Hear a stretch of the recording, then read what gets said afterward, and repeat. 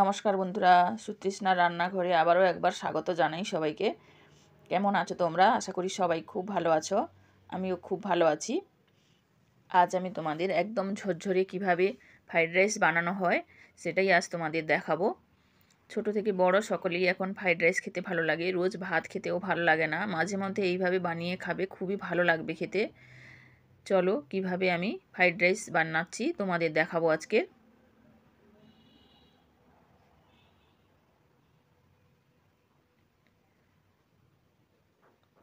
চলো কীভাবে কী উপকরণ নিয়েছি দেখো।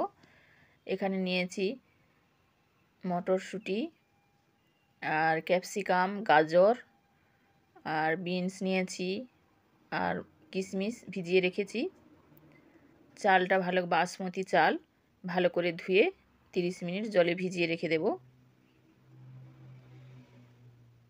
এবার ভাতটা করে নেব।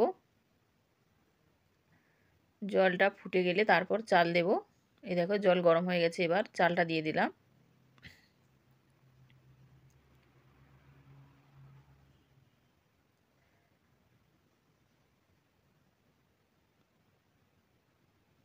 রেসিপিটি যদি ভালো লাগে প্লিজ একটি সাবস্ক্রাইব করে আমার পাশে থেকো।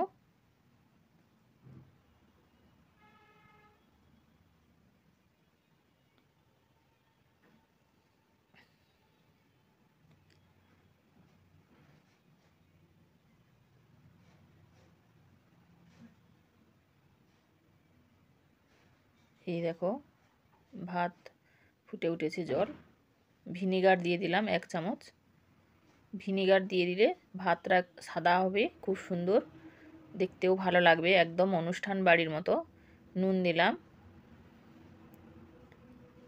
একটু বেশি করে নুন দিতে হবে যেহেতু জলটা বেশি আছে।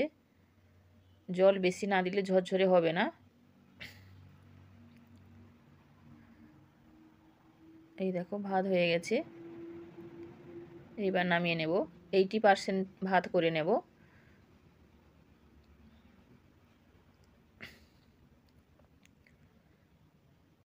এইবার কড়াই বসিয়ে দেব। কড়াইতে সাদা তেল দিয়ে ঘি দিয়ে দিলাম 1 চামচ। ভালো করে এটা গরম করে নেব। তারপর একে একে সব সবজি ভেজে নেব। একটু তেল বেশি দিতে হবে যেহেতু সবজিগুলো সব ভাজা হবে। তারপর ভাত দেব। এবার দেখো তেল গরম হয়ে গেছে, এইবার গাজর দিয়ে দেব।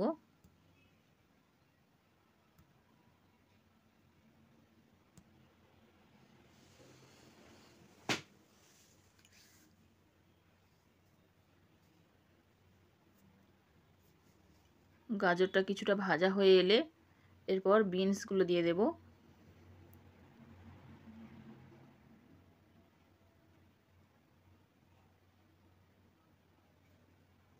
আবার ভেজে নেব ভালো করে।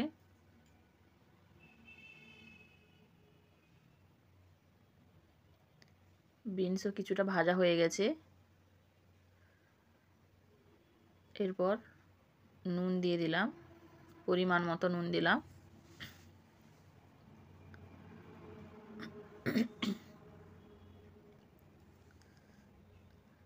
এরপর কড়াইশুঁটি, মটরশুঁটি আর ক্যাপসিকাম দিয়ে দেব।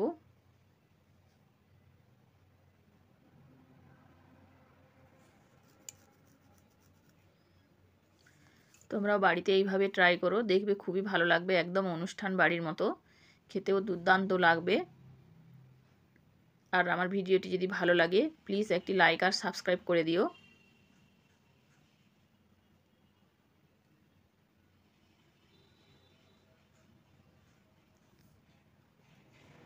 এবার কিশমিশ দিয়ে দিলাম আর কাজু বাদাম দিয়ে দেব। এবার ভেজে নেব, মিডিয়াম টু লো ফ্লেমে রেখে ভাজবো। বাদামটা একটু লালচে ধরে এলে তারপর রাইসগুলো দিয়ে দেব। এটা নিরামিষ দিনেও রান্না করে খেতে পারো, একদম নিরামিষ এটা। এইবার একটু সাইড করে দিয়ে এগুলো গোটা গরম মশলা দেব, এলাচগুলো ফাটিয়ে দেব, দারচিনি আর লবঙ্গ দিয়ে দিলাম। একটু ভেজে নেব। এরপর ভাতগুলো দিয়ে দেব।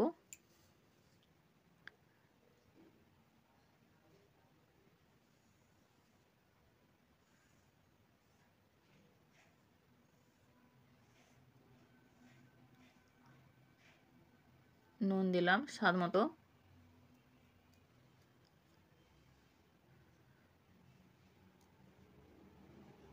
চিনি গুঁড়ো দিলাম। তোমরা চাইলে এমনি চিনিও দিতে পারো, তবে গুঁড়োটা দিলে তাড়াতাড়ি মিলিয়ে যাবে, সেই জন্য চিনি গুঁড়ো দিয়ে দিলাম 2 চামচ।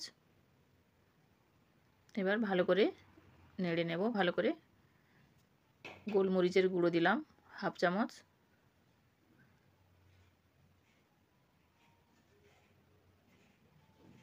হাই ফ্লেমে রেখে একদম রান্নাটি করতে হবে,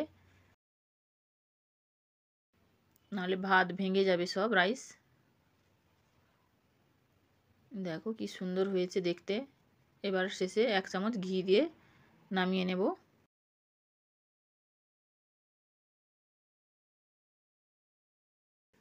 তোমরা বাড়িতে এইভাবে ট্রাই করো, খুবই ভালো লাগবে খেতে।